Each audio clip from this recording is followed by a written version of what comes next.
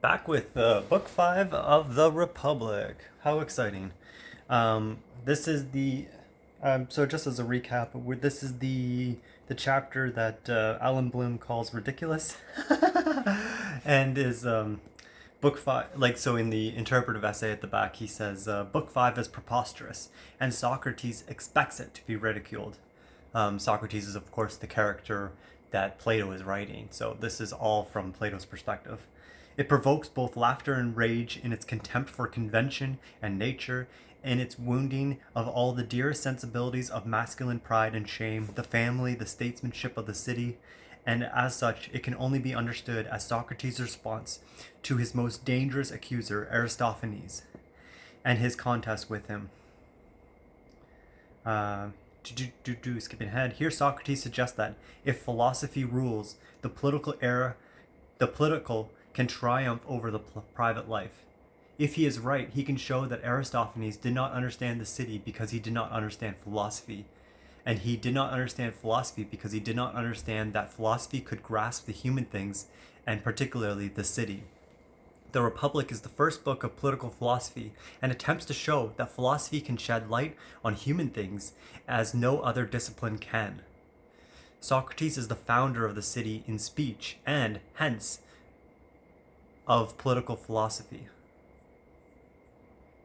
In Book 5, he tries to show the superiority of the philosopher to the comic poet. Indeed, he does so by producing a comedy which is more fantastic, more innovative, more comic, and more profound than any work of Aristophanes. Socrates, with an air of utmost seriousness, undertakes absurd considerations. In this he is already comic.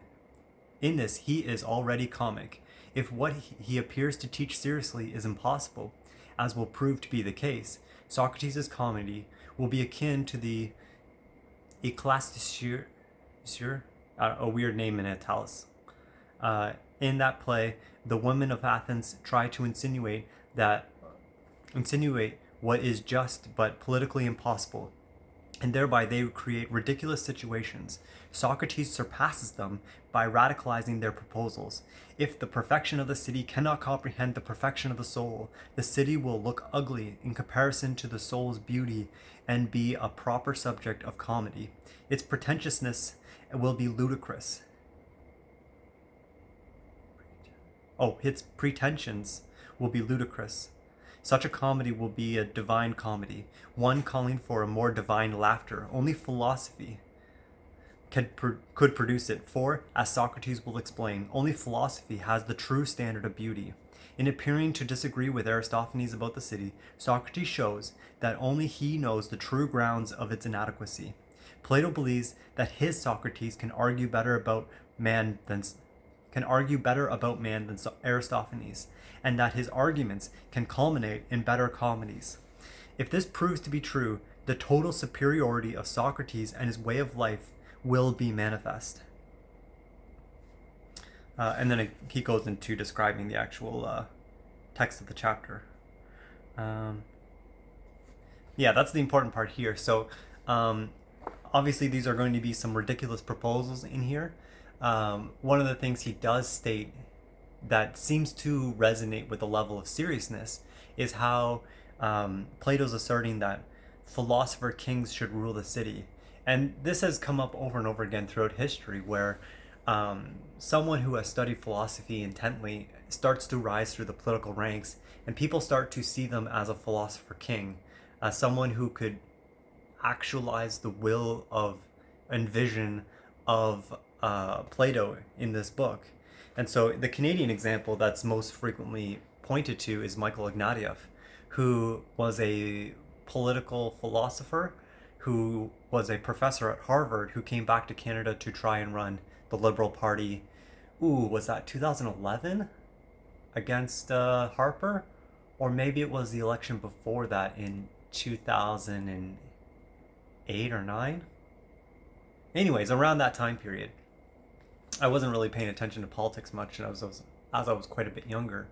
But I've read Ignatieff's books, or at least a couple of them, and the Rights Revolution in particular, and it's very interesting, and it like really set the precursor to like the 2010 movements to and earlier, for like, yeah, the 2000s and 2010s movements for like, gay rights being legislation being accepted in Canada, seeing rights as a fundamental basis of humanity, and oh gosh, I can't even remember like the arguments presented in the book anymore. But yeah, it's I remember being struck by how like how he was able to draw these like kind of like profound conclusions out of like seemingly unimportant details about the rights revolution. And so, yeah, hopefully we'll get to that eventually. Once we progress forward another 2,000 years in our study, in our history of political and philosophy. Because certainly he is an important Canadian figure that, and we don't, and I don't know an awful lot about Canadian figures in philosophy, political science, because my studies were mostly focused on like the historical development of these thoughts. So yeah, it should be interesting, and moving get to try to get all the way forward to there. But yeah, he was the latest example of a philosopher king. I think nowadays we much more appreciate, um, instead of philosopher kings, like perhaps more economist kings would be much more preferential. But it doesn't really work unless like we were talking about in the last episode. It doesn't really work unless you have that underlying, unless your first philosophy about the economy is set right from the beginning. And if the economy, if their fundamental belief that the economy is to work for all people, like I think Mark Carney is a good example of this. He fundamentally believes that the economy needs to work for all people, kind of like that Three Musketeers, like all for one and one for all. Like sure, like some people might have more money, but unless there's like that baseline level of economic well-being in all citizens, it doesn't really work for anyone. And the you're just running bigger and bigger. Like the larger your poverty rates are, the bigger the risk you have to the political of just having it all be undone by a, um, say like a populist leader or some other type movement of that sort, because of just the anger and frustration growing in the lower classes. So that's kind of like what we're seeing now in the States with Trump. There's so many ways to dissect what's going on, and so many different ways to see it. But I mean, economic suffering is certainly a key component of what we're seeing going on. When people don't have any other options, they're going to turn to the loudest, most extreme figure that they can. There's certainly like that underlying psychology piece to it, where people just are looking for answers. And certainly when someone claims to say they have the answers, it's uh, enticing for a lot of people who don't perhaps know otherwise. But I digress. Okay, so we know that this chapter is a bit ridiculous, and we'll see how we go from there. About 30, again, another about 30 pages. Probably be close to that hour 45 mark again. These are pretty long sessions, but we'll keep carrying on to 161 from 127. Yeah, we're already more than 100 pages into the book. Gosh, this book is like 600 pages, so alas, here we go. Good then, and right, is what I call such a city and regime and such a man. Well, the rest I call bad and mistaken. If this one is really right, and this applies to both government of cities and the organization of the soul in private men, there are 4 forms of badness. What are they? He said. And I was going to speak of them in order that each appeared to me to pass from one to the other, but Polymarchus, he was sitting at a little distance from Adamantius, stretched out his hand and took hold of his cloak from above by the shoulder, began to draw him toward himself, and as he stooped over, said some things in his ear, of which we overheard nothing other than his saying, "Shall we let it go, or what shall we do?" "Not in the least," said Adamantius, now speaking aloud. "What I said, What in particular aren't you letting go? You, he said. Because of what in particular, I said. In our opinion, you're taking it easy, he said, and robbing us of a whole section of the argument, and that not the least, so you won't have to go through it. And you supposed you'd get away with it by saying, as though it were something quite ordinary, that after all, it's plain to everyone that, as for women and children, the things of friends will be in common. Isn't that right, Animantus? I said. Yes, he said. But this right, like the rest, is in need of argument as to what the manner of the community is. There could be many ways, so don't pass over the particular one you mean, since we've been waiting all this time, supposing you would surely mention begetting of children, how they've been begotten, and, once born, how they'll be reared, and that whole community of women and children of which you speak. We think it makes a big difference, or rather, the whole difference, in a regime's being right or not right. Now, since you're taking on another regime before having adequately treated these things, we've resolved what you heard, not to release you before you've gone through it all this just as you did the rest.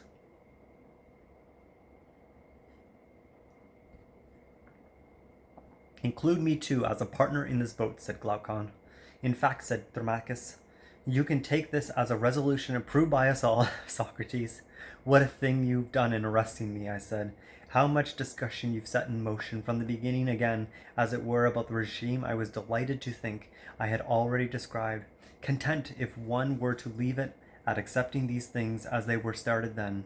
You don't know how great a swarm of arguments you've stirred up with when you are now summoning to the bar. I said it then, and passed by it so as not to cause a lot of trouble. What, said Thermascus, do you suppose that these men have come here now to look for fool's gold, and not to listen to the arguments? Yes, I said, but in due measure. For intelligent men, Socrates, said Glaucon, the proper measure of listening to such arguments is a whole life. Never mind about us.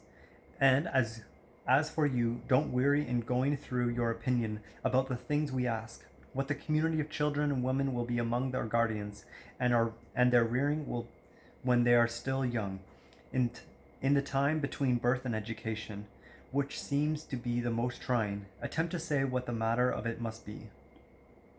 It's not easy to go through, you happy men, I said, even more than what we went through before. It admits of many doubts. For it could be doubted that the things said are possible, and even if, in the best possible conditions, they could come into being, that they would be what is best will also be doubted. So that is why there is a certain hesitation about getting involved in it, for fear that the argument might seem to be a prayer, my dear comrade. Don't hesitate, he said. Your audience will be hard-hearted, or distrustful, or ill-willed. And I said, best of men, presumably you're saying that because you wish to encourage me. I am, he said. Well, you're doing exactly the opposite, I said. If I believed I know whereof I speak, it would be a fine exhortation. To speak knowing the truth among prudent and dear men about what is greatest and dear is a thing that is safe and encouraging, but to present arguments at a time when one is in doubt and seeking, which is just what I am doing, is a thing both frightening and slippery. It is not because I'm afraid of being laughed at, that's childish, but because I'm afraid that in slipping from the truth where one least ought to slip, I'll not only fall myself, but also drag my friends down with me. I prostrate myself before Adrasteria, Glaucon, for what I'm going to say. I expect that it's a lesser fault to prove to be an unwilling murderer of someone than a deceiver about fine, good, and just things in laws. It's better to run that risk with enemies than friends. So you've given me a good exhortation. And Glaucon laughed and said, but Socrates, if we were afflicted in some discordant way by the argument, we'll release you like a man who is guiltless of murder, and you won't be our deceiver. Be bold and speak. The man who is released in the case of an involuntary murder is indeed guiltless, as says the law, and is probably so in this case too, if it is in the other. Well then, as far as this goes, speak, he said. Then, I said, I must now go back again and say what perhaps should have been said then in its turn. However, maybe it would be right this way, after having completely finished the male drama, to complete the female, especially since you are so insistent about issuing this summons.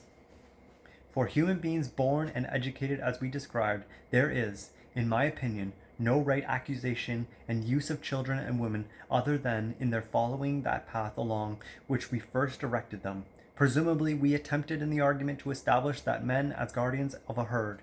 Yes. So let's follow this up by prescribing the birth and rearing that go along with it and consider what they suit us or not. How, he said, like this. Do we believe that the females of the guardian dogs must guard the things the males guard along with them and hunt with them and do the rest in common, or must they stay indoors as though they were incapacitated as a result of bearing and rearing the puppies, while the males work and have all the care of the flock? Everything in common, he said, except that we use the females as weaker and the males as stronger. It is possible, I said, to use any animal for the same things if you don't assign it the same rearing and education. No, it's not possible. If then we use the women for the same things as the men, they must also be taught the same things. Yes. Now music and gymnastic were given to the men. Yes. These two arts, and what has to do with war must be assigned to the women also, and they must be used in the same ways. On the basis of what you say, he said, it's likely. Perhaps, I said, compared to what is habitual, many of the things now being said would look ridiculous if they were to be done as is said. Indeed they would, he said. What's the most ridiculous thing you see among them? I said. Or is it plain that it's the women exercising naked with the men in the palestras? Not only the young ones, but even the old ones too, like the old men in the gymnasium who, when they are wrinkled and not pleasant to the eye, all the same love gymnastic. By Zeus, he said, that would look ridiculous in the present state of things. Yeah, notably, the Greeks very much did gymnastics naked and in a building where there was no women allowed. I mean, that was kind of they also had communal washrooms and had a bit of homophobic tendencies. Not homophobic. Yeah, well, whatever. So anyways, so if the women were to exercise naked with the men, they're going to say that it looks ridiculous. And I mean, what a change in the societal order that would be. So I mean, presumably anyone from the time period would think that this would be completely ridiculous. Well, I said, since we've started to speak, we mustn't be afraid of all the jokes, of whatever kind. The wits might make if such a change took place in gymnastic and music, and, not the least, in the bearing of arms and the riding of horses. What you say is right, he said. But since we've begun to speak, we must make our way to the rough part of the law, begging these men not to mind their own business, but to be serious, and reminding them that it is not so long ago that it seemed shameful and ridiculous to the Greeks, as it does now to the many among the barbarians, to see men naked. And that when the Cretans originated the gymnastics, and then the Lacedaemonians, it was possible for the urbane of the time to make a comedy of it all. Or don't you suppose so? I do. But I suppose, when it became clear to those who used these practices that to uncover all such things is better than to hide them, then what was ridiculous to the eyes disappeared in the light of what's best as revealed in speeches. And this showed that he is empty who believes anything is ridiculous other than the bad, and who tries to produce laughter looking to any sight as ridiculous other than the sight of the foolish and the bad. Or, again, He who looks seriously to any standard of beauty he sets up other than the good. That's entirely certain, he said. Mustn't we then first come to an agreement whether these things are possible or not, and give anyone who wants to dispute, whether it's a man who likes to play or one who is serious, the opportunity to dispute whether female human nature can share in common with the nature of the male class in all deed or in none at all, or in some things yes, and in others no, particularly with respect to war. Wouldn't one who thus made the finest beginning also be likely to make the finest ending? By far, he said. Do you want us, I said, to carry on the dispute and represent those on the other side ourselves so that the opposing argument won't be besieged without defense? Nothing stands in the way, he said. Then on their behalf, let's say, Socrates and Glaucon, there's no need for others to dispute with you, for at the beginning of the settlement of the city you were founding, you yourselves agreed that each one must mind his own business according to nature. I suppose we did agree, of course. Can it be that a woman doesn't differ in her nature very much from a man? Of course she differs. But of course she differs. Then isn't it also fitting to prescribe a different work to each according to its nature? Certainly. How can it be, then, that you aren't making a mistake now and contradicting yourselves when you assert that a man and the woman must do the same things, although they have a nature that is most distinct? What have you as an apology in the light of this, you surprising man? On the spur of the moment, it's not very easy, he said, but I shall beg you, and do beg you, to interpret this argument on our behalf too, whatever it may be. This, Glaucon, and many other things of the sort, I said, foreseeing them long ago, is what I was frightened of, and I shrank from touching the law concerning the possession and rearing of the women and children. By Zeus, he said, it doesn't seem an easy thing. It isn't, I said. However, it is a fact that whether one falls into a little swimming pool or into the middle of the biggest sea, one nevertheless swims all the same. Most certainly. Then we too must swim and try to save ourselves from the argument, hoping that some dolphin might take us on his back or for some other unusual rescue. It seems so, he said. Come then, I said. Let's see if we can find the way out. Now we agree that one nature must practice one thing, and a different nature must practice a different thing, and that women and men are different. But at the present we are asserting that different natures must practice the same things. Is this the accusation against us? Exactly. Oh, Glaucon, I said, the power of the contradicting art is grand. Why so? Because, I said, in my opinion, many fall into it, even unwillingly, and suppose they are not quarreling, but discussing, because they are unable to consider what's said by separating it out into its forms. They pursue contradiction in the mere name of what's spoken about, using heuristic, not dialectic, with one another. E-R-I-S-T-I-C. Heuristic? I don't even know what that is. This is surely what happens to many, he said, but this doesn't apply to us too at present, does it? It most certainly does, I said. At least we run the risk of unwillingly dealing in contradiction. How? Following the name alone, we courageously and erastically insist that a nature that is not the same must not have the same practices.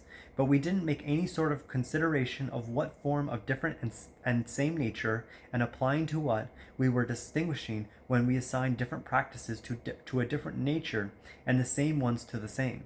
No, he said, we didn't consider it. Accordingly, I said, it's permissible, as it seems, for us to ask ourselves whether the nature of the bald and the long-haired is the same or opposite. And, when we agree that it is opposite, if bald men are shoemakers, we wouldn't let the long-haired ones be shoemakers. Or, if the long-haired ones are, then the others cannot be. That, he said, would certainly be ridiculous. It is, I said, ridiculous for any other reason than that we didn't refer to every sense of the same and different nature, but were regarding only the form of otherness and likeness which applies to the pursuits themselves. For example, we meant that a man and a woman whose souls are suited for the doctor's art have the same nature. Or don't you suppose so? I do. But a man doctor and a man carpenter have different ones? Of course, entirely different. Then I said, if either the class of men or that of women show its superiority in some art or other practice, then we'll say that the art must be assigned to it. But if they look as though they differ in this alone, that the female bears and the male mounts, we'll assert that it has not thereby yet been proved that a woman differs from a man with respect to what we're talking about. Rather, we'll still suppose that our guardians and their women must practice the same things. And rightly, he said. This is surprisingly feminist in nature and quite equal that Plato is suggesting here flipped 2,000 plus years ago. I mean, I forgot, but alas. After that, won't we bid the man who says the opposite to teach us this very thing, with respect to what art or what practice connected with the organization of a city, the nature of a woman and a man is not the same, but rather different? At least that's just.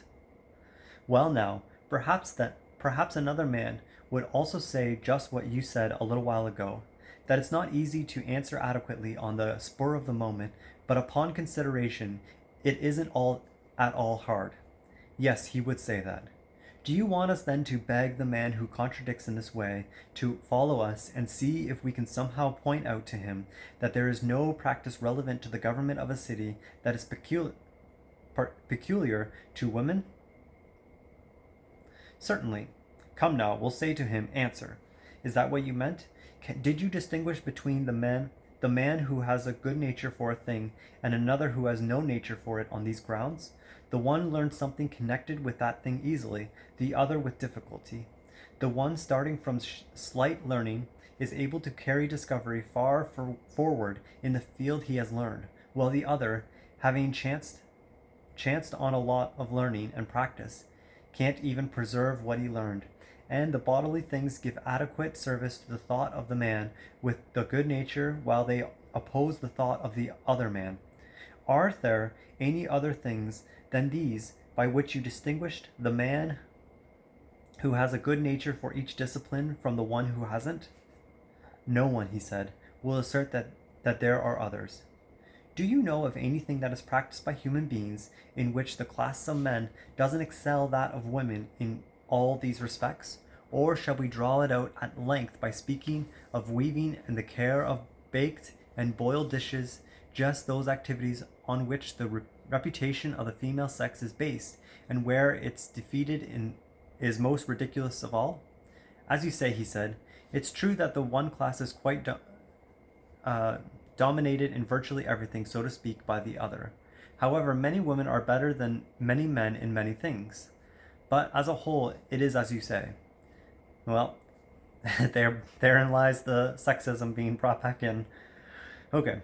Therefore, my friend, there is no practice of a city governor's which belongs to women because she's woman, or to man because he's man, but the natures are scattered alike among both animals, and women participates according to nature in all practices, and man in all, but in all of them women is weaker than man.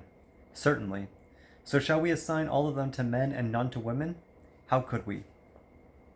For I suppose there is, as we shall assert, one woman apt at medicine and another not, one woman apt at music and another unmusical by nature. Of course. And isn't there then also one apt at gymnastic and at war, and another unwarlike and no lover of gymnastic? I suppose so. And what about this? Is there a lover of wisdom and a hater of wisdom, and one who is spirited and another without spirit? Yes, there are these two. There is therefore one woman fit for guarding and another not. Or wasn't it a nature of this sort we also selected for the men fit for guarding? Certainly this was it. Men and women therefore also have the same nature with respect to guarding a city, except insofar as the one is weaker and the other stronger. It looks like it. Such women therefore must be chosen to live and guard with such men, since they are competent and akin to the men in their nature. Certainly. And mustn't the same practices be assigned to the same natures? The same. Then we have come around full circle to where we were before and agree that it's not against nature to assign music and gymnastic to the women guardians. That's entirely certain. Then we weren't giving laws that are impossible or like prayers, since the laws we were setting down in according to nature, rather the rather the way things are nowadays, proves to be, as it seems, against nature. So it seems. Weren't we consider weren't we considering whether we say is possible and best? Weren't we considering whether what we say is possible and best? Yes, we were. And it's possible then, and that it is possible then is agreed? Yes. But next it must be agreed that it is best. Plainly. In making a woman fit for guarding, one education won't produce men for us and another woman, will it? Especially since it is dealing with the same nature? No, there will be no other. What's your opinion about this? What? Conceiving for yourself that one man is better and another worse, or do you believe them all to be alike? Not at all. In the city we were founding, which do you think will turn out to be better men for us? The guardians who get the education we have described, or the shoemakers, educated in shoemaking? What you ask is ridiculous, he said. I understand, I said. And what about this? Aren't they the best among the citizens? By far. And what about this? Won't these women be the best of the women? That too, by far, he said. Is there anything better for a city than the coming to be in it of the best possible women and men? There is not. And music and gymnastic, brought to bear as we have described, can accomplish this? Of course. The law we were setting down is therefore not only possible, but is best for the city. So it is. Then these women guardians must strip, since they'll clothe themselves in virtue instead of robes, and they must take common part in war and the rest of the city's guarding, and must not do other things. But lighter parts of these tasks must be given to the women than the men because of the weakness of the class, and the men who laughs at naked women practicing gymnastic for the sake of the best plucks from his wisdom an unripe fruit for ridicule, and doesn't know, as it seems, at what he laughs or what he does. For this is surely the fairest thing that is said and will be said: the beneficial is fair, and the harmful ugly. That's entirely certain. May we then assert that we are escaping one wave, as it were, in telling about the woman's law, so that we aren't entirely swept away when we lay it down that our guardians, men and women, must share all pursuits in common. Rather, in a way, the argument is in agreement with itself, that it says what is both possible and beneficial. And indeed, he says, it's not a little wave you're escaping.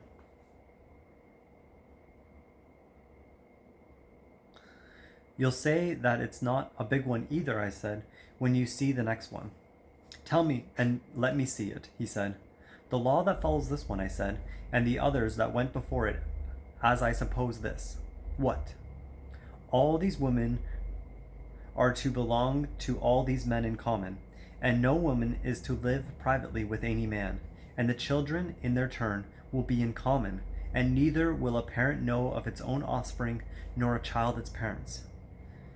This one is far bigger than the other, he said, so far as concerns doubt both as to its possibility and its beneficialness. As to whether it is beneficial, at least, I don't suppose it would be disputed that the community of women and the community of children are, if possible, the greatest good, I said.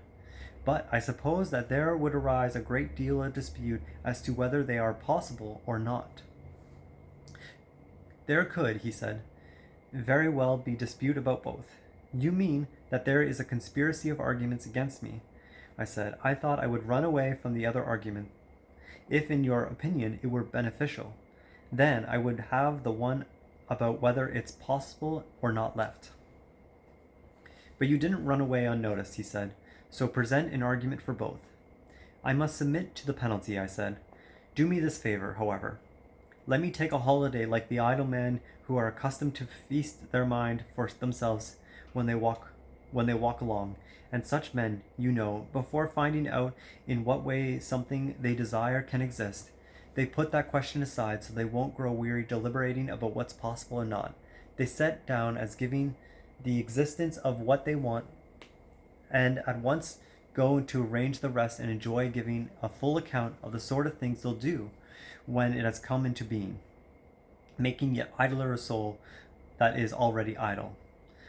I too am by now soft myself, and I desire to put off and consider later in what way it is possible, and now having set it down as possible, I'll consider, if you permit me, how the rulers will arrange these things when they come into being, and whether their accomplishment would be more advantageous of all for both the city and the guardians. I'll attempt to consider this with you first, and the other later, if you permit. I do permit, he said, so make your consideration. Well then, I said, I suppose that if the rulers are to be worthy of the name, and their auxiliaries likewise, the latter will be willing to do what they are commanded, and the former to command. In some of their commands, the rulers will in turn be obeying the laws. In others, all those we leave to their discretion, they will imitate the laws. It's likely, he said.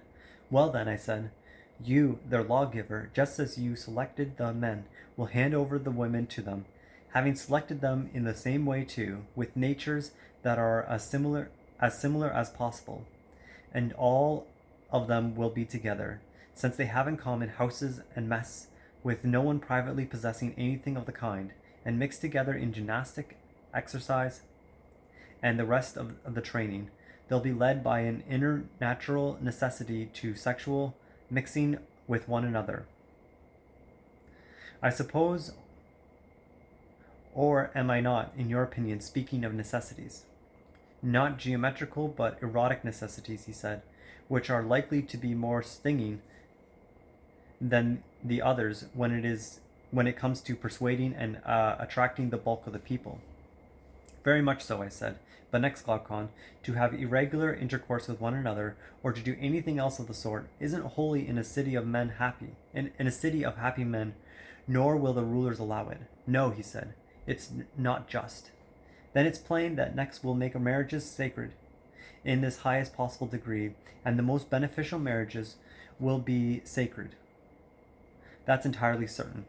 So then, how will they be most beneficial? Tell me this, Glaucon, for I see hunting dogs and quite a throng of noble cocks in your house. Did you, in the name of Zeus, ever notice something about their marriages and procreation? What, he said. First, although they are all noble, aren't they some among them who are and prove to be best? There are. Do you breed from all alike, or are you eager to breed from the best as much as possible? From the best. And what about this? From the youngest or from the oldest, or as much as possible from those in their prime? From those in their prime. And if they weren't so bred, do you believe that the species of birds and that of the dogs would be far worse for you? I do.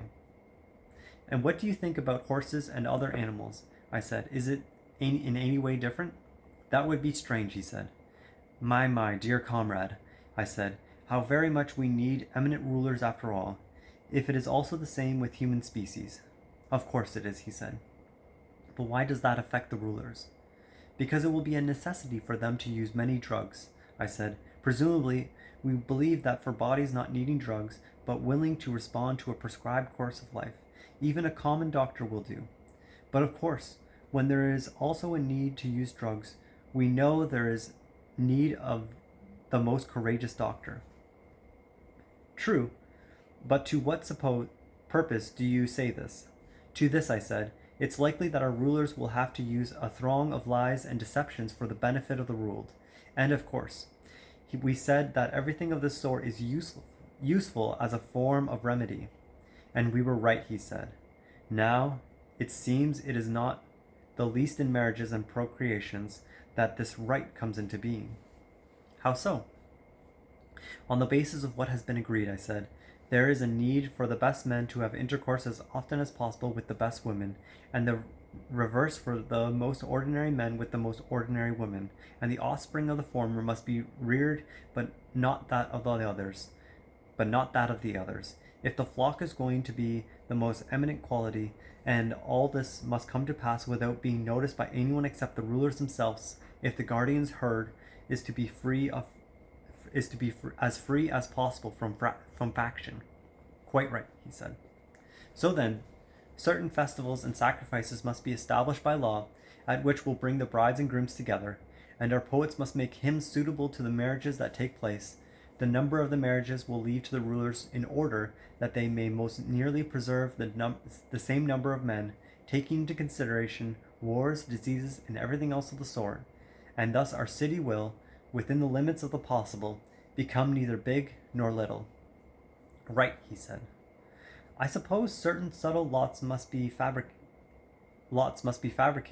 so that the ordinary man will blame chance rather than the rulers for each union. Quite so, he said. And presumably, along with other prizes and rewards, the privilege of more abundant intercourse with the women must be given to those of the young who are good in war or elsewhere, so that under this pretext the most children will also be sworn by such men. Right. And as the offspring are born, won't they be taken over by the officers established for this purpose, men or women, or both? For presumably the offices are common to women and men, and yes.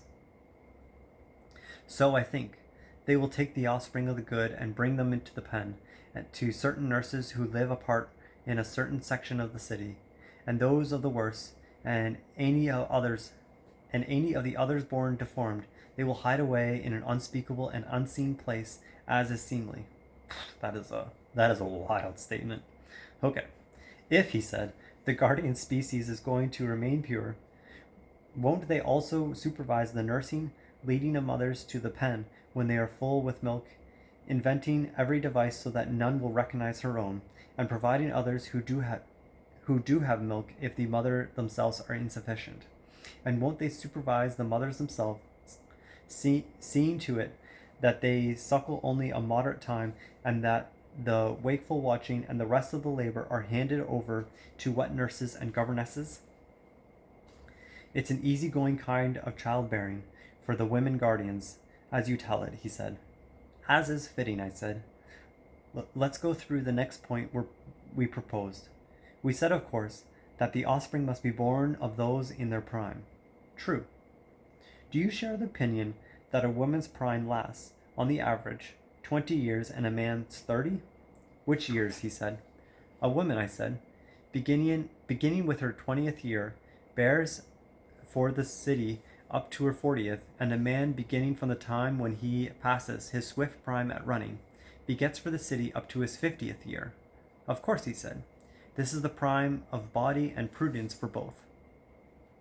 Then, if a man who is older than this, or younger, engages in reproduction for the Commonwealth, we shall say that it's a fault neither holy nor just. For he begets for the city a child that, if it escapes notice, will come into being without being born under the protection of the sacrifices and prayers which priests, and the whole city of offer at every marriage, to the effect that ever better and more beneficial offspring may come from the good and beneficial men. This child is born, rather, under the cover of darkness, in the company of terrible incompetence. Right, he said.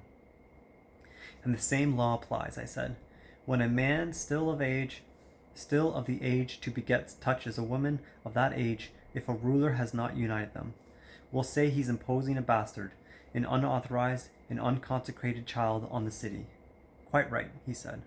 Now I suppose that when the woman and the other men are beyond the age of procreation, we will, of course, leave them free to have intercourse with whomsoever they wish, except with the daughter, a mother, the child of their daughters, and the ancestors of their mother, and, as for the women, except with a son and a father, and the descendants of the one and the ancestors of the other, and all this only after they have been told to be especially careful never to let even a single fetus see the light of day.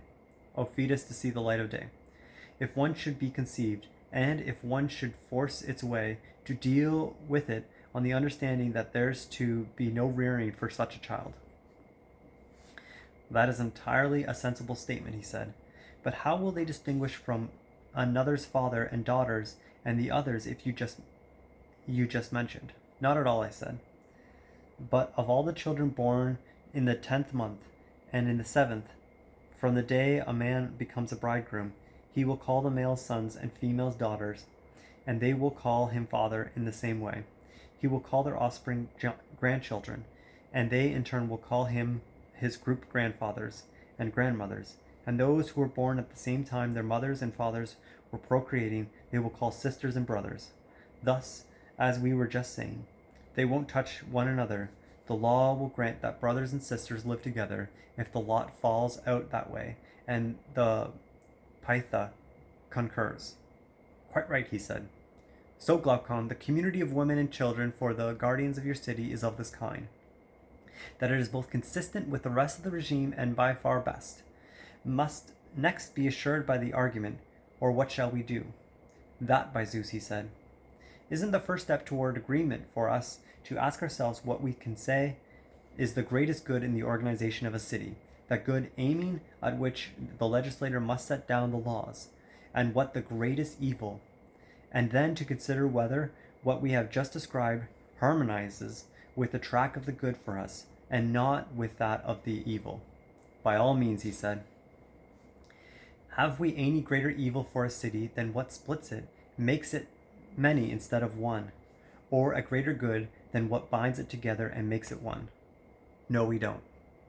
Doesn't the community of pleasure and pain bind it together when, to the greatest extent possible, all the citizens alike rejoice and are pained at the same comings into being and perishings?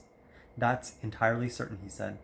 But the privacy of such things dissolves it, when some are overwhelmed and others overjoyed by the same things happening to the city and those within the city. Of course. Doesn't that sort of thing happen when they don't utter such phrases as my own and not my own at the same time in the city, and similarly with respect to somebody else's? Entirely so. Is, then, that city in which most say my own and not my own about the same thing and in the same way the best governed city? By far. Then, is that city best governed which is most like a single human being? For example, when one of us wounds a finger, presumably the entire community, that community tying the body together with the soul in a single arrangement under the ruler with it, is aware of the fact, and all of it is in pain as a whole along with the afflicted part. And it is in this sense we say that this human being has a pain in his finger. And does the same argument hold for any other part of the human being, when it is afflicted by pain and when it is eased by pleasure? Yes, it does, he said. And as to what you ask, the city with the best regime is most like such a human being. I suppose, then, that when one of its citizens suffers anything at all, either good or bad, such a city will most of all say that the afflicted part in its own will all share in the joy or in the pain. Necessarily, he said, if it has good laws. It must be high time for us to go back to our city, I said, and consider in it the things agreed upon by the argument, and see whether this city possesses them or not, or whether some other city does to a greater extent. We have to, he said. What about this? There are presumably both rulers and a people in other cities as well as in this one. There are? Then do all of them call one another citizens? Of course. And in addition to citizen, what does the people call the rulers in the other cities? In the many, masters. In those with a democracy, that the very name rulers. And what about the people in our city? What, in addition to citizens, does it say that the rulers are? Saviors and auxiliaries, he said. And what do they call the people? Wage givers and supporters. And what do the rulers in the other cities call the people? Slaves, he said. And what do the rulers call one another? Fellow rulers, he said. And what about ours? Fellow guardians. Can you say whether any of the rulers in the other cities is in the habit of addressing one of his fellow rulers as his kin and another as his outsider? Many do so. Doesn't he hold the one who is his kin to be his own and speak of him as such, while the outsider he does not hold to be his own? That's what he does. What about your guardians? Wouldn't any one of them be in the habit of holding one of his fellow guardians to be an outsider or address him as such? Not at all, he said. With everyone he happens to meet, he'll hold that his meeting a brother or a sister or a father or a mother or a son or a daughter or their descendants or ancestors. What you say is very fine, I said, but tell me this too. Is it only the names of kingship that you set down in the laws for them, or also the doing of all the actions that go with the names, with fathers, and all law prescribes about shame before fathers, and about providing for parents and having to obey them, under pain of not being in good stead with gods or human beings, since a man would do what is neither holy nor just if he did anything other than this? Will the sayings from the mouths of your citizens ring in the ears of the children in their earliest age, or will there be others about fathers, whomever one points out to them as fathers and the other as relatives? No, it will be these sayings, he said. It would be ridiculous if they only mouthed without deed the names of kinship.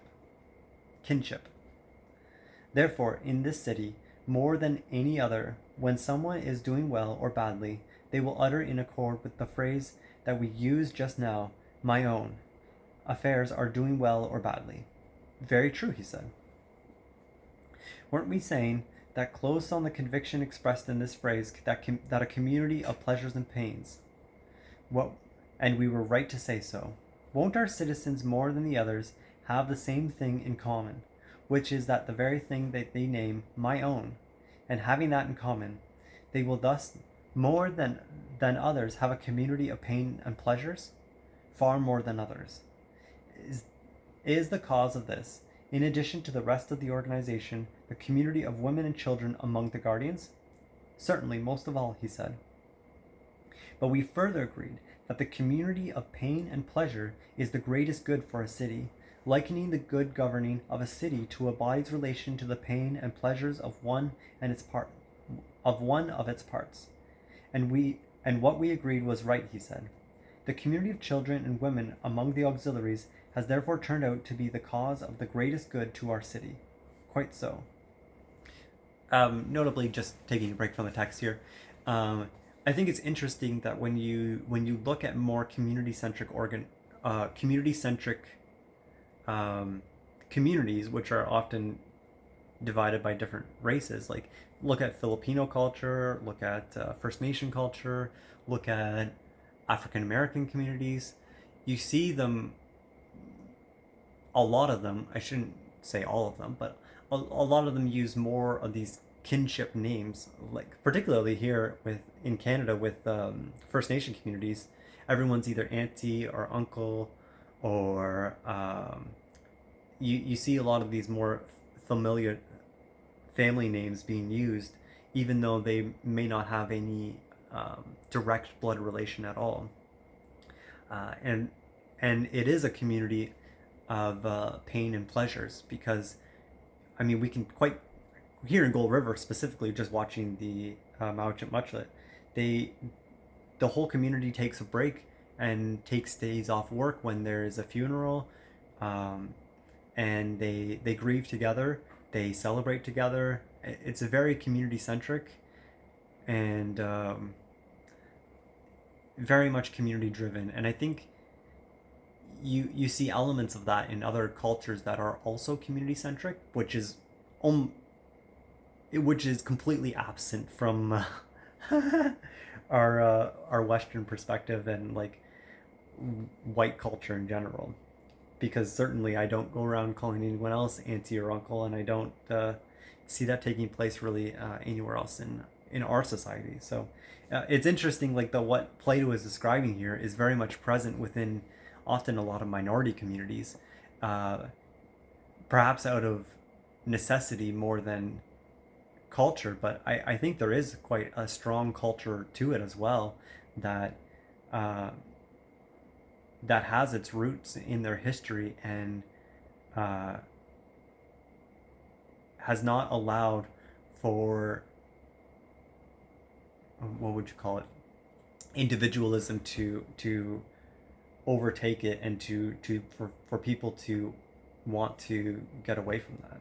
So I think it's a quite a worthwhile and a beautiful thing to preserve and to celebrate. But it's interesting, the roots of this has been laid down in our white European culture long ago, and yet still we can't even actualize it, or at least the arguments and the ideas of these arguments. Because remember, this is supposed to be a ridiculous chapter. The roots of these arguments are laid down here in Book 5, and yet we still can't actualize it in our today culture, which is interesting nonetheless.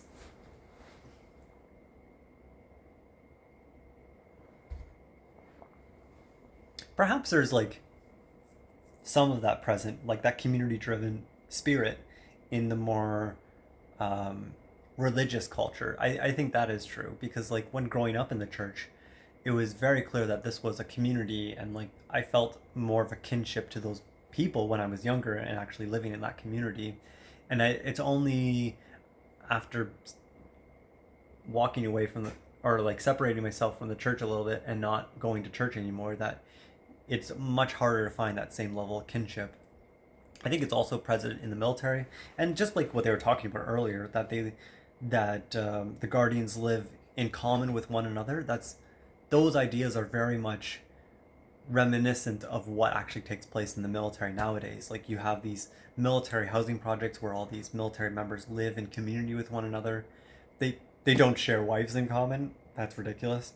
But they have a community that's distinct and separate from the rest of Canadian society, as a way to not only protect their way of life, but also as a way to support and share in those pleasures and pains with one another, and to really create that sense of community. It's really diminished in recent years with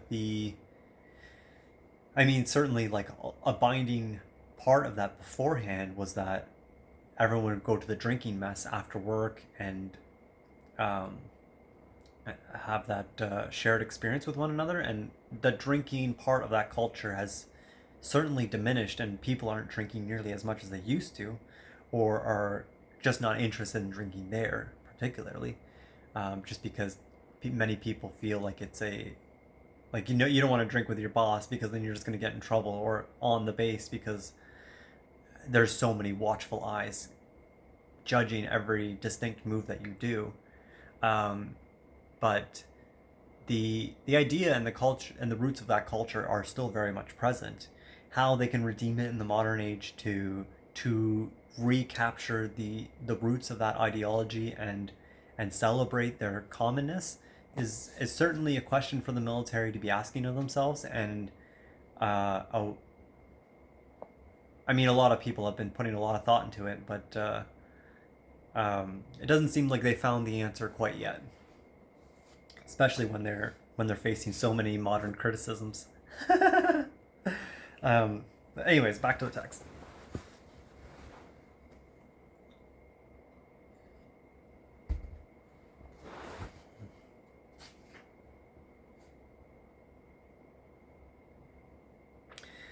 The community of children and the women among the auxiliaries has therefore turned to be the cause of the greatest good to our city. Quite so. And then, we also agree with what went before, for we were saying, of course, that there mustn't be private houses for them, nor land, nor any possession. Instead, they must get their livelihood from the others as a wage for guarding, and use it up in common altogether, as they are really going to, if they are really going to be guardians. Right, he said. So, as I am saying, doesn't what was said before and what's being said now from them into true guardians still more, and cause them not to draw the city apart by not all giving the name my own to the same thing, but different men giving it to different things, one man dragging off to his own house whatever he can get his hands on apart from the others, another being separate in his own house with separate women and children, introducing private pleasures and griefs of things that are private, rather with one conviction about what's their own, straining toward the same thing to the limit of the possible. They are affected alike by pain and pleasure. Entirely so, he said. And what about this? Won't lawsuits and complaints against one another virtually vanish from among them, thanks to their possessing nothing private but the body, with the rest is in common? On this basis, they will then be free from faction, to the extent, at any rate, that human beings divide into factions over the possession of money, children, and relatives? Yes, he said, it's quite necessary that they be rid of factions. And further, there would justly be no suits for assault or insult among them, for we'll surely say that it is fine and just for men to take care of their own defense against others of the same age, thus imposing on them the necessity of taking care of their bodies. Right, he said. This law is also right, I said, in that if a man's spiritedness is roused against someone, he would presumably satisfy it in this way, and be less likely to get into bigger quarrels. Most certainly. Further, an older man will be charged with ruling and punishing all the younger ones. Plainly. And further, unless the rulers command it, it's not likely that a younger man will ever attempt to assault or strike an older one, and he won't, I suppose, dishonor one in any other way, for there are two sufficient guardians hindering him, fear and shame. Shame preventing him from laying hands on as on parents, fear that the others will come to the aid of the man who suffers it, some as sons, others as brothers, and others as fathers. So it turns out, he said. Then will the men, as a result of the laws, live in peace with one another in all respects? Very much so. Since they are free from faction among themselves, there won't ever be any danger that the rest of the city will split into factions against these guardians or one another. Surely not. But of their unseemliness, I hesitate to mention the pettiest of all evils of which they would be rid. Poor men flattering rich all the want and grief they have in rearing children and making money for the necessary support of the household, making debts and repudiating them, doing all sorts of things to provide for the allowances that they turn over to the women and the domestics to manage. What and how they suffer from these things, my friend, is perfectly plain, ignoble, and not worth mentioning. Yes, it is plain, he said, even to a blind man. So they'll be rid of all this and live more blessed than that most blessed one in the Olympics. I'm going to read this again. So they'll be rid of all this and live a more blessed than that most blessed one the Olympic victors live. In what way? Surely the Olympic victors are considered happy for a small part of what belongs to these men. Their victory is not only fairer, but the public support is more complete. The victory they win is the preservation of the whole city, and they are crowned with support and everything else necessary to life, both they themselves and their children as well, and they get prizes from their city while they live, and when they die receive a worthy burial. That's very fine, he said. Do you remember, I said, that previously an argument, I don't know whose, reproached us with not making the guardians happy. They, for whom it's possible to have what belongs to the citizens, have nothing. We said, I believe, that if this should happen to come up at some point, we would consider it later, but that now we were making the guardians, and the city as happy as we could, but we were not looking exclusively to one group in it, but forming it for happiness. I remember, he said. Well then, if the life of our auxiliaries now appears far finer and better than that of the Olympic victors, is there any risk that it will in some way appear comparable to that of the shoemaker or any other craftsman, or to that of the farmer? Not in my opinion, he said. Moreover, it is just to say here, as I said there, that if the guardians attempt to become happy in such a way that he is no longer a guardian, and such a moderate, steady, and, as we assert, best life won't satisfy him, but if a foolish adolescent opinion about happiness gets hold of him, it will drive him to appropriate everything in the city with his power, and he'll learn that Hesiod was really wise when he said that somehow the half is more than the whole. If he follows my advice, he said, he'll stay in this life. Then, I said, as we've described it, you don't accept the community of the women with the men in education, children, and guarding the rest of the citizens, and that both when they are staying in the city or going out to war, they must guard and hunt together like dogs, and insofar as possible have everything in every way in common, and that in doing this they'll do what's best and nothing contrary to the nature of the female in her relationship with the male, nothing contrary to the natural community of the two with each other. I do accept it, he said. Then I said, doesn't it remain to determine whether, after all, it is possible, and it is as it is among other animals, that this community come into being among human beings too, and in what way is it possible? You were just ahead of me, he said, in mentioning what I was going to take up. For as to war, I said, I suppose it's plain how they'll make war. How, he said, that they'll carry out their campaigns in common, and besides, they'll lead all the hardy children to the war, so that, like the children of the other craftsmen, they can see what they'll have to do in their craft when they are grown up. Besides seeing, they'll help out and serve in the whole business of war, and care for their fathers and mothers. Or haven't you noticed in the other arts that, for example, potter's sons look on as helpers for a long time before putting in their hands to the wheel? Quite so. Must they be more careful than the guardians in educating their children by experience and observation of their duties? That would be quite ridiculous, he said. And further, every animal fights exceptionally hard in the presence of its offspring. Quite so. But Socrates, there's no small risk that in defeats, which are of course likely in war, they will lose the children along with themselves and make it impossible even for the rest of the city to recover. What you say is true, I said. But do you believe that one must first provide for the avoidance of all risks? Not at all. And what about this?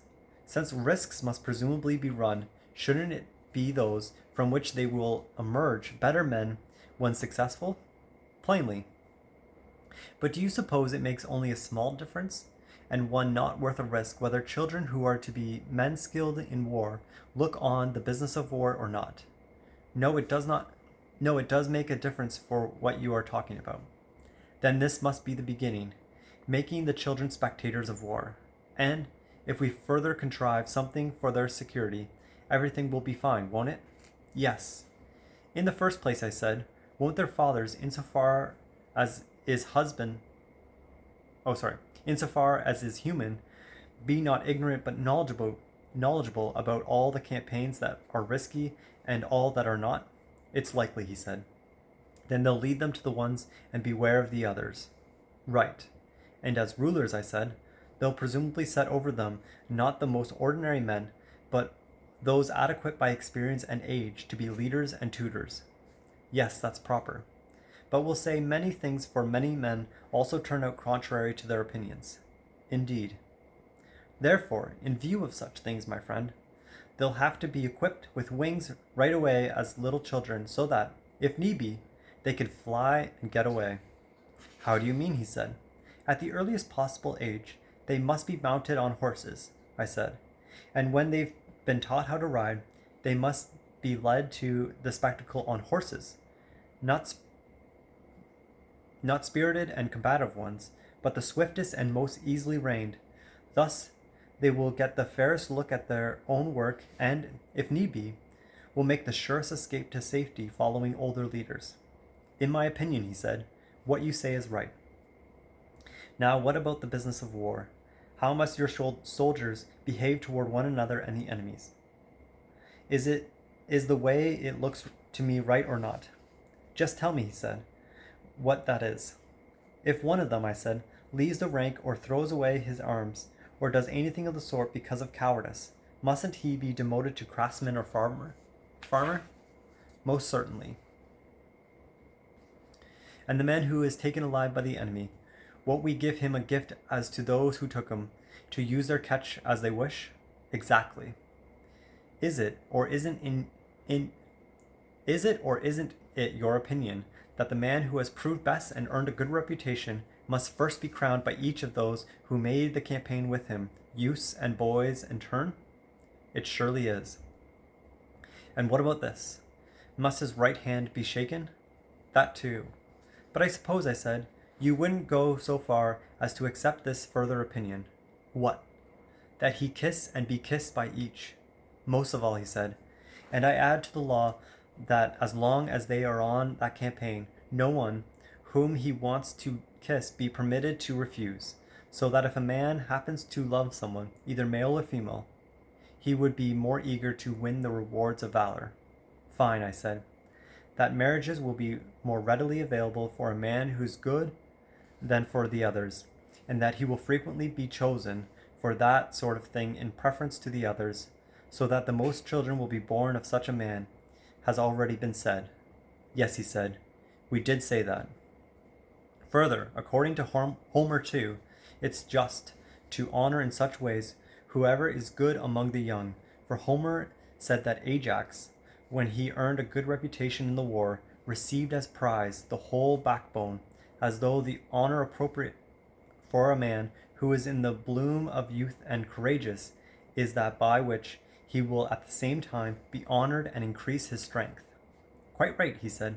Therefore we'll believe Homer in this at least, I said, and at sacrifices and in all such occasions will honor the good insofar as they have shown themselves to be good, with hymns and the things we were mentioning just now, and, besides that, with seats and meats and full cups, so that we'll give the good men and women what is conducive to their training and at the same time as honoring them. What you say, he said, is quite fine. All right. As for those who die on the campaign, won't we first say that the man who died in earning a good reputation is a member of the golden class? Most of all. Won't we believe Hesiod when any of the class die, quote, they become holy demons dwelling on earth, good, warders off of evil, guardians of humans, endowed with speech, end quote. We certainly will believe him. We'll inquire, therefore, of the god how the demonic and the divine beings should be buried and with what distinction, and will bury them as he indicates. Of course we shall. And as for the rest of time, we'll care for their tombs and worship at them, and as that those of demons, and will make the same conventions for any one of those who have been judged exceptionally good in life, when dying of old age or in some other way. That is only just, he said. And what about this? How will our soldiers deal with enemies? In what respect? First, as to enslavement, which seems just. The Greek cities enslave Greeks, or that they, insofar as possible, not even allow another city to do it, but make it a habit to spare the Greek stock, well aware of the danger of enslavement at the hands of the barbarians. Sparing them, he said, is wholly and entirely superior. And therefore, that they not themselves possess a Greek as slave, and give the same advice to the other Greeks. Most certainly, he said. At any rate, in that way, they would be more inclined to turn to the barbarians and keep off one another. What about this, I said. When they win, is it a fine practice to strip the dead of anything more than their arms? Or doesn't it provide a pretext for cowards not to attack the man who's still fighting, as though they were doing something necessary in poking around the dead, while many an army before now has been lost as a consequence of this plundering? Quite so. Doesn't it seem illiberal and greedy to plunder a corpse, and the mark of a small, womanish mind to hold the many to be the body of the dead enemy who's flown away and left behind that which he fought? Or do you suppose that the men who do this are any different from the dogs who are harsh, with the stones thrown at them, but don't touch the one who is throwing them? Not in the least, he said. They must, therefore, leave off stripping corpses and preventing their recovery. Yes, indeed, he said, they must, by Zeus. And further, we surely won't bring the arms into temples as votive offerings, especially those of the Greeks, if we care at all about the good will of the other Greeks. Rather, we'll be afraid it would be a defilement to bring such things from our kin to a temple, unless, of course, the god should say otherwise. Quite right, he said. And what about the ravaging of the Greek countryside and burning houses? What sort of thing will your soldiers do to the enemies? I would be glad, he said, to hear you present your opinion. Well, in my opinion, I said, they'll do neither of these things, but they'll take away the year's harvest. And do you want me to tell you why? Certainly. It appears to me that just as two different names are used, war and faction, so too are So two things also exist, and the names apply to differences in these two. The two things I mean are, on the one hand, what is one's own and akin, and what is alien and foreign on the other. Now the name faction is applied to the hatred of one's own, war to the hatred of the alien. What you're saying, he said, is certainly not off the point. Now see whether what I say next is also to the point. I assert that the Greek stock is with respect to itself its own and akin with respect to the barbaric, foreign, and alien. Yes, he said, that is fine. Then when Greeks fight with barbarians and barbarians with Greeks, we'll assert that they are at war with the enemies by nature, and this hatred must be called war. When Greeks do any such thing to Greeks, we'll say that they are by nature friends, but in this case Greece is sick and factious, and this kind of hatred must be called faction. I, for one, he said, agree to consider it in that way. Now observe, I said, in what is nowadays understood to be faction, that whenever such a thing occurs, and a city is split, if each side wastes the field and burns the houses of the others, it seems that the faction is a wicked thing, and that the members of neither side are lovers of the city, for otherwise they would never have dared to ravage their nurse or mother. But it seems to be moderate for the victors to take away the harvest of the vanquished, and to have the frame of mind of men who will be reconciled and not always be at war. This frame of mind, he says, belongs to far tamer men than the other. Now what about this, I said. Won't the city you are founding be Greek? It must be, he said. Then won't they be good and tame? Very much so. And won't they be lovers of Greeks? Won't they consider Greece their own and hold the common holy places along with the other Greeks? Very much so. Won't they consider differences with Greeks, their kin, to be faction and not even use the name of war? Of course. And they will have differences like men who, after all, will be reconciled. Most certainly. Then they'll correct their opposites in a kindly way, not in punishing them with a view to slavery or destruction, acting as correctors, not enemies. That's what they'll do, he said. Therefore, as Greeks, they won't ravage Greece or burn houses, nor will they agree that in any city all are their enemies, men, women, and children, but that there are always a few enemies who are to blame for the differences, and, on all these grounds, they won't be willing to ravage lands or tear down houses, since the many are friendly, and they'll keep up the quarrel until those to blame are compelled to pay the penalty by the blameless ones who are suffering. I, for one, he said, agree that our citizens must behave this way towards their opponents, and towards the barbarians they must behave as Greeks do now toward one another. So shall we give this law to the guardians, neither waste countryside nor burn houses? Let it be given, he said. And this and what went before are fine. But Socrates, I think that if one were to allow you to speak about this sort of thing, you would never remember what you previously set aside in order to say all this. It is possible for this regime to come into being, and is it ever possible? I see that, if it should come into being, everything would be good for the city in which it came into being. And I tell things that you leave out, namely, that they would be best at fighting their enemies too, because they would least desert one another, these men who recognize each other as brothers, fathers, and sons, and who call upon each other using these names, and if the females join in the campaign too, either stationed in the line itself or in the rear, to frighten the enemies, and in case there should ever be any need of help, I know that with all this they would be unbeatable, and I see all the good things that they would have at home and are left out in your account.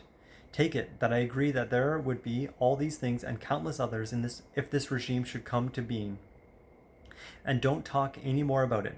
Rather, let's now try to persuade ourselves that it is possible, and how it is possible, dismissing all the rest. All of a sudden, I said, you have, as it were, assaulting my argument, and you have no sympathy for me and my loitering. Perhaps you don't know that when I've hardly escaped the 2 waves, you're now bringing the biggest and most difficult, the 3rd wave. When you see and hear it, you'll be quite sympathetic, recognizing that it was, after all, fitting for me to hesitate and be afraid to speak and undertake to consider so paradoxical an argument. The more you say such things, he said, the less will let you off from telling how it is possible for this regime to come into being. So speak and don't waste time. Then I said, first it should be recalled that we got to this point while seeking what justice and injustice are alike. Yes, it should, he said, but what of it? Nothing. But if we find out what justice is like, we'll also insist that the just man must not differ at all from justice itself, but in every way be such as it is. Or will be content if he is nearest to it and participates in it more than the others. We'll be content with that, he said. It was, therefore, for the sake of pattern, I said, that we were seeking both for what justice by itself is like, and for the perfectly just man, if he should come into being, and what he would be like once come into being, and, in their turns, for injustice and the most unjust man. Thus, looking off at what their relationship to happiness and its opposite appear to us to be, we would also be compelled to agree in our own case that the man who is most like them will have the portion most like theirs. We were not seeking them for the sake of proving that it is possible for these things to come into being. What you say is true, he said. Do you suppose a painter is any less good who draws a pattern of what the fairest human being would be like and renders everything in the picture adequately, but can't prove that it's also possible that such a man come into being? No, by Zeus, I don't, he said. Then what about this? Weren't we, as we assert, also making a pattern speech of a good city? Certainly. Do you suppose that what we say is any less good on account of our not being able to prove that it is possible to found a city in the same as the one in speech? Surely not, he said. Well then, that's the truth of it, I said. But if then, to gratify you, I must also strive to prove how and under what condition it would be most possible, grant me the same points again for this proof. What points? Can anything be done as it is said? Or is it the nature of acting to attain to less truth than speaking, even if someone doesn't think so? Or do you agree that it's so or not? I do agree, he said. Then don't compel me necessarily to present it as coming into being in every way indeed as we describe in speech. But if we were able to find that a city could be governed in a way most clearly approximating what has been said, say that we found the possibility of these things coming into being on which you insist. Oh, or won't you be content if it turns out this way? I, for my part, would be content. I would too, he said. So next, as it seems, we must try to seek out and demonstrate what is badly done in cities today, and thereby keeps them from being governed in this way. And with what smallest change, preferably one, if not two, and if not the fewest in number and the smallest in power, a city could come into this manner of regime. That's entirely certain, he said. Well then, I said, with one change, not, however, a small or an easy one, but possible, we can, in my opinion, show that it would be transformed. What change, he said. Well, here I am, I said, coming to what we likened to the biggest wave, but it shall be said regardless, even if, exactly like an unreproachous wave, it's going to drown me in laughter and ill repute. Consider what I'm going to say. Speak, he said.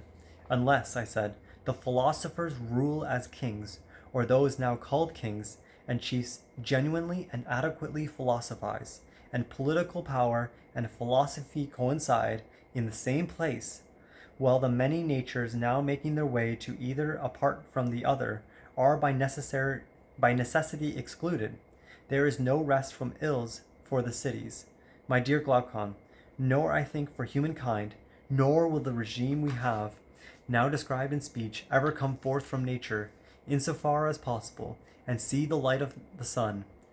This is what for so long was causing my hesitation to speak. seeing how very paradoxical it would be to say, for it is hard to see that in no other city there would be private or public happiness. And he said, Socrates, what a phrase and argument you have just burst out. Now that it's said, you can believe that very many men, and not ordinary ones, will on the spot throw off their clothes and stripped for action, taking hold of whatever weapon falls under the hand of each, run full speed at you to do wonderful deeds. If you don't defend yourself with speech and get away, you'll really pay the penalty in scorn. Isn't it you, I said, that's responsible for this happening to me? It's a fine thing I'm doing, he said, but no, I won't betray you, and I'll defend you with what I can. I'll provide goodwill and encouragement, and perhaps I would answer you more suitably than another. And so, with the assurance of such support, try to show the disbelievers that it is as you say. It must be tired, I say, especially since you offer so great an alliance. It's necessary, in my opinion, if we are somehow going to get away from the men you speak of, to distinguish for them whom we mean when we dare to assert the philosophers must rule. Thus, when they have come plainly to light, one will be able to defend oneself, showing that it is by nature fitting for them both to engage in philosophy and to lead a city, and for the rest not to engage in philosophy and to follow the leader. It would be high time, he said, to distinguish them. Come now, follow me here, if we are somehow or other to set it forth adequately. Lead, he said. You will need to be reminded, I said, or do you remember that when we say a man loves something, if it is rightly said of him, he mustn't show a love for one part of it and not for another, but must cherish all of it. I need reminding, as it seems, he said, for I scarcely understand. It was proper for another, Glaucon, to say what you're saying, I said, but it's not proper for an erotic man to forget that all boys in the bloom of youth, in one way or another, put their sting in an erotic lover of boys and arouse him. All seem worthy of attention and delight. Or don't you people behave that way with the fair? You praise the boy with a snub nose by calling him cute. The hook nose of another you say is kingly, and the boy between these two is well proportioned. The dark look manly, and the white are children of gods. And as for the honey-colored, do you suppose their very name is the work of anyone other than a lover who renders sallowness endearing, and easily puts up with it if it accompanies the bloom of youth? And, in a word, you people take advantage of every excuse and employ any expression so as to reject none of those who glow with the bloom of youth. If you want to point to me while you speak about what erotic men do, he said, I agree for the sake of the argument. And what about this, I said. Don't you see wine lovers doing the very same thing? Do they delight in every kind of wine and on every pretext? Indeed they do.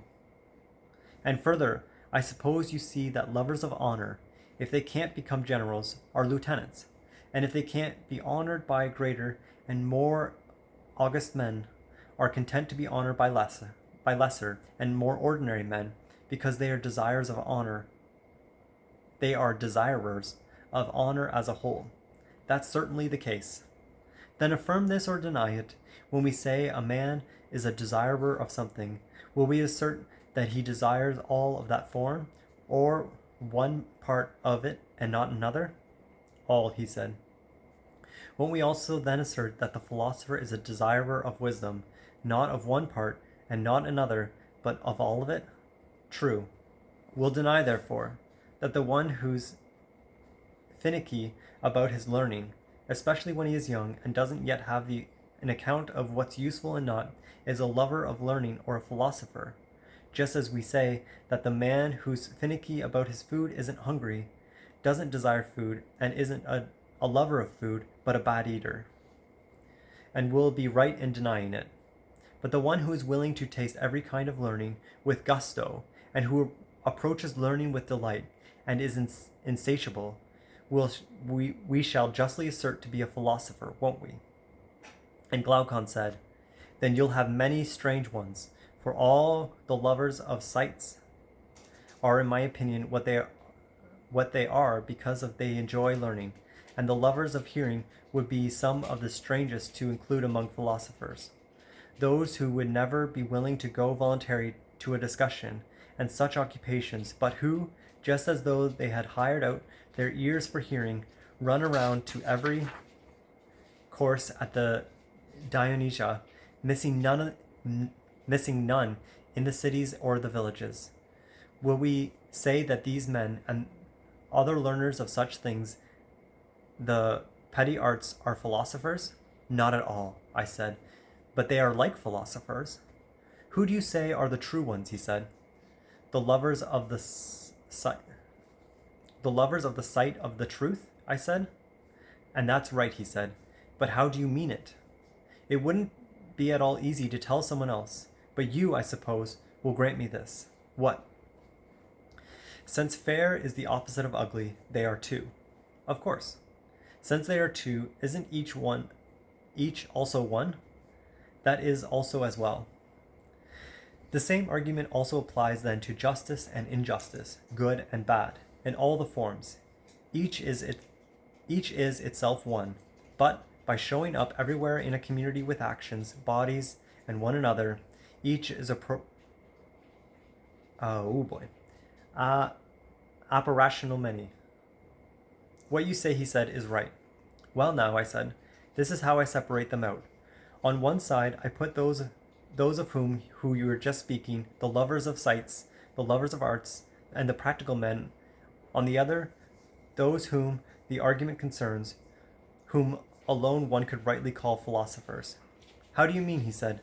The lovers of hearing and the lovers of sight on the one hand, I said, surely delight in fair sounds and colors and shapes, and all that craft makes from such things, but their thought is unable to keep and delight in the nature of the fair itself. That, he said, is certainly so. Wouldn't, on the other hand, those who were able to approach the fair itself and see it by itself be rare? Indeed they would.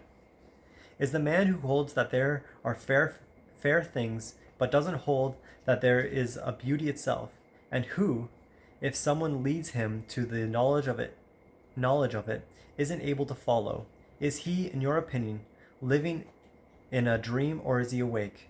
Consider it. Doesn't dreaming, whether one is asleep or awake, consist in believing a likeness of something to be not a likeness, but rather the thing itself to which it is like?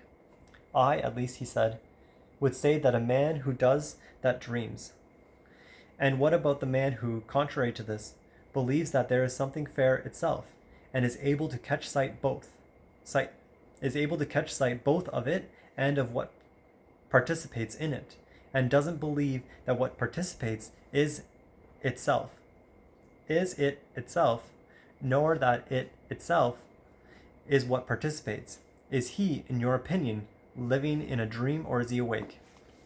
He is quite awake, he said.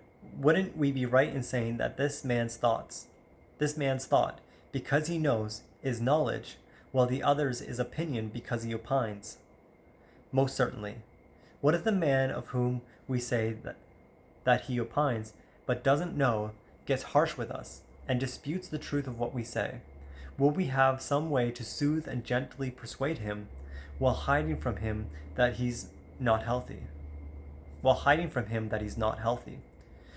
We'll surely have to have a way, at least, he said. Come then, and consider what we'll say to him. Or do you want us to question him in this way, saying that if he does know something, it's not begrudged him, but that we would be delighted to see he knows something, but tell us. Does the man who knows know something or nothing? You answer me on his behalf. I'll answer, he said, that he knows something. Is it something that is or is not? That is. How could what is not be known at all?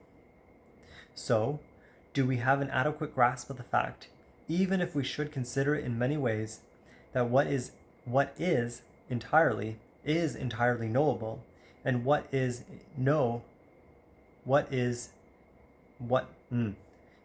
entirely knowable, and what in no way is in every way unknowable, most adequate.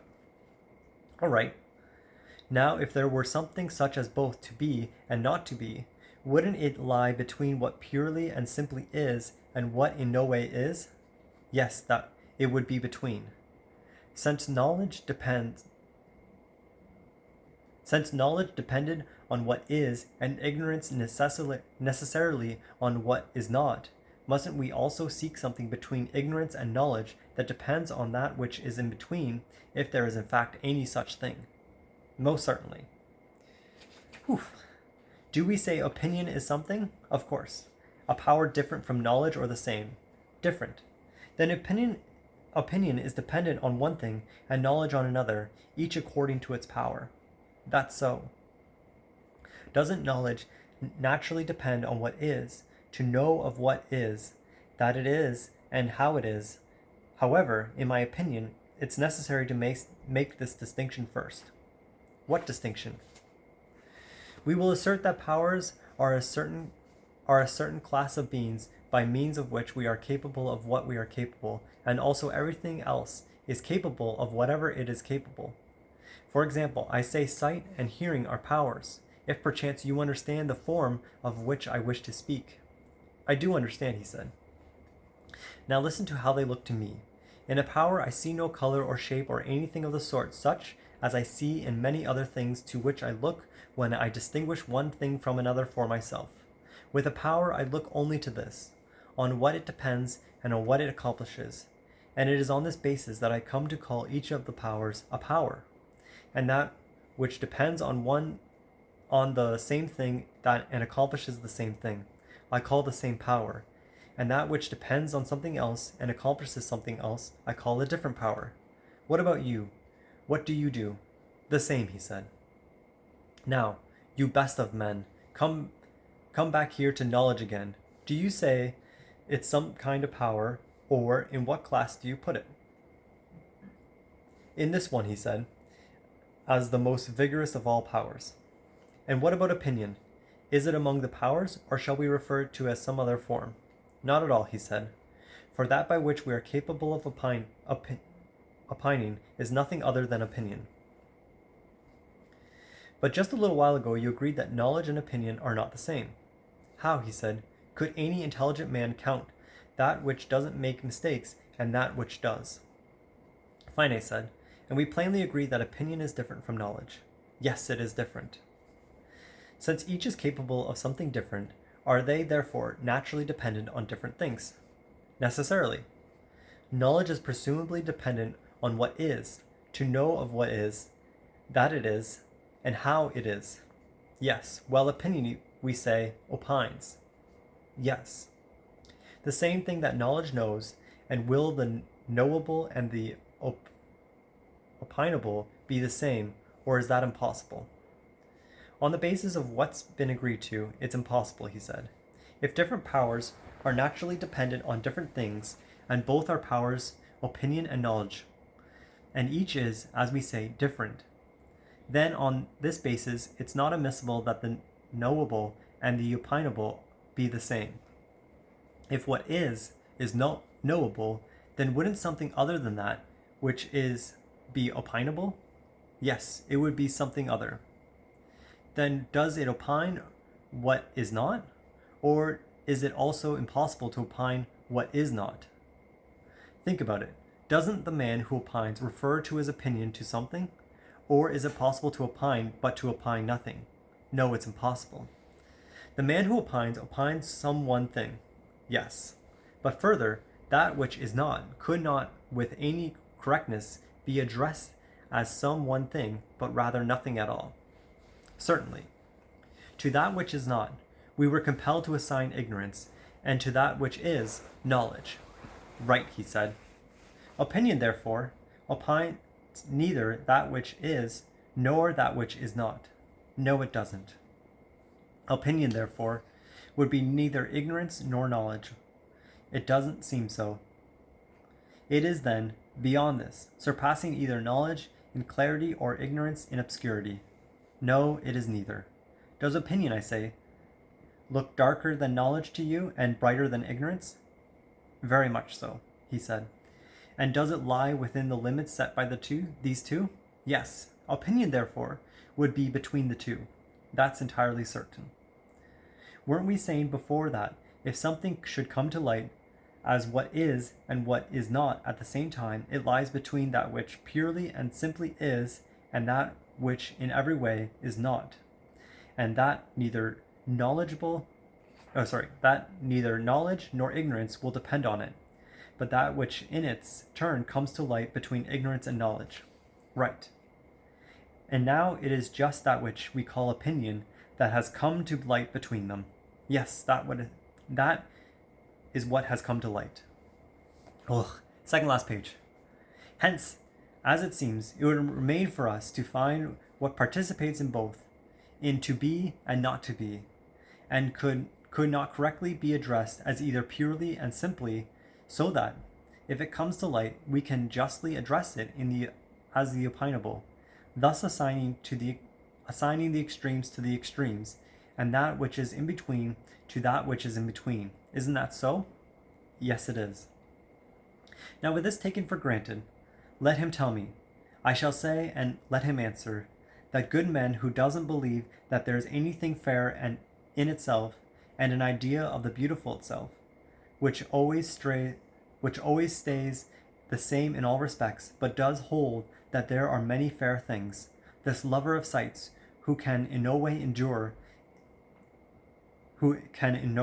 it, if anyone asserts the fair is one, and the just is one, and so on with the rest. Now of these many fair things, you best of men, will say, is there any that won't also look ugly? And of the just, any that won't look unjust? And of the holy, any that won't look unholy? No, he said. But it's necessary that they look somehow both fair and ugly, so that it is with all the others you ask about. And what about the many doubles? Do they look any less half than double? No. And then the things that we would assert to be big and little, light and heavy, will they be addressed by these names any more than by the opposites of these names? No, he said. Each will always have something of both. Then is each of the several many what one asserts it to be any more than it is not what one asserts it to be. They are like the ambiguous jokes at feasts, he said, and the children's riddle about the eunuch, about his hitting the bat with what and on what he struck it. For the many's are also ambiguous, and it's not possible to think of them fixedly, as either being or not being, or as both or neither. Can you do anything with them, I said? Or could you find a finer place to put them than between being and not to being? Between being and not to be? For presumably nothing darker than not being will come to light, so that something could not be more than it, and nothing brighter than being will come to light, so that something could be more than it. Very true, he said. Then we have found, as it seems, that the many beliefs of the many about what's fair and about the other things roll around somewhere between not being and being purely and simply. Yes, we have found that. And we agreed beforehand that if any such thing should come to light, it must also be called opinable and not null. And we have agreed beforehand, if any such thing should come to light, it must be called opinable and not knowable. The wanderer between, seized by the power between. Yes, we did agree. And as for those who look at many fair things but don't see the fair itself, and aren't even able to follow another who leads them to it, and many just things but not justice itself, and so on with the rest, will assert that they opine all these things, but know nothing of what they opine. Necessarily, he said. And what about those who look at each thing itself, at the things that are always the same in all respects? Won't we say that they know and don't opine? That too is necessary. Won't we assert that these men delight in and love that on which knowledge depends, and the others that on which opinion depends? Or Don't we remember that we were saying that they love and look at fair sounds and colors and such things, but can't even endure the fact that the fair itself is something? Yes, we do remember. So we will strike a false note in calling them lovers of opinion rather than lovers of wisdom. And will they be very angry with us if we speak this way? No, he said. That is, if they are persuaded by me. For it's not lawful to be harsh with what's true. We must therefore call philosophers, rather than lovers of opinion, those who delight in each thing than itself. That's entirely certain. So the final note here, I mean, the last few pages were a bit of a riddle, as he was saying, of what is being and not being, and separating out opinion from knowledge, and all to make the point that we must call philosophers rather than lovers of opinion those who delight in each thing that is itself. So by basically calling philosophers lovers of wisdom and not opinion, they are the true seekers of truth. For in this context, they are the ones who are actually using logic and reasoning above piety to uncover the truth of what is actually going on in society. And it's important to, in this particular context, that philosophers be distinct from those of the poets and the others who just impose their opinion on such things, because Plato is very much trying to create a society whereby those who are lovers of knowledge, those who seek out truth, those who pontificate on such things, that they are the ones who should be the ones to run society, because they are the ones who get to the truth of the matter, that they are the ones who assert their knowledge and try to consume all the more knowledge so that they can be better at their craft, just like any other craftsman does in their jobs. So,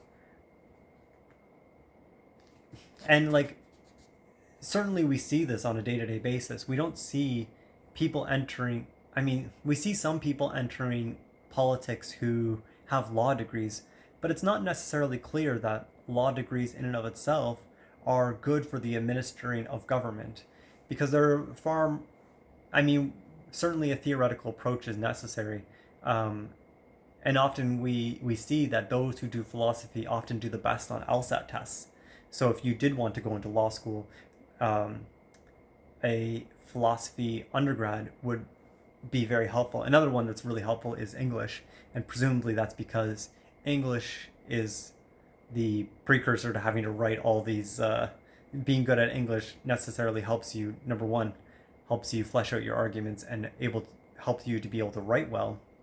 But also, it's like a large portion of the skill of being a lawyer is being able to write and articulate your thoughts onto paper, which philosophers don't necessarily do as well. Although we often might leave our arguments to in speech and not necessarily have to write them out on paper. So, yeah, those are the two. So law, philosophy, political science, those are all great when getting into politics. But yeah, oftentimes we just see like the education kind of just stop when people become or be completely non-existent for those who become politicians. There's certainly, like here in BC, in British Columbia, we see the Local Government Leadership Academy, LGLA. It's like a 3-day course for elected politicians to have a baseline understanding of their role, and the chief administrative officer is supposed to be providing that the bureaucratic knowledge, the way the system works, bringing that forward to the politicians to help them guide them through to be invoking their vision for their community, and to be bringing those things to light, be the real the first leader underneath the elected class. So the elected class is supposed to set the vision and to provide that direction, and the CAO and the bureaucratic staff is supposed to help implement that vision with a strict adherence to our constitutional system in general. But nowadays, it's just kind of a mockery of what should be, because these things aren't carried out with um, any sort of vigor, or with how do I how do I say this bluntly but not offensively? Um, the Yeah, it's just not taken as seriously as perhaps the philosopher king would, and so we kind of end up with this a shamble of a society where it's the blind leading the blind, and even those who run the bureaucratic systems in general, I mean, are ignorant to the way the legal system works, and often find themselves getting into trouble because they're one, I mean, the legal system is just overly complicated, and laws that shouldn't be on the books anymore, or perhaps aren't even utilized anymore, are still there, present, and look the same as the other laws who are supposed to be um, equally as important. So it's just difficult to discern which laws are important and which ones aren't. And then additionally, and I mean, this only comes by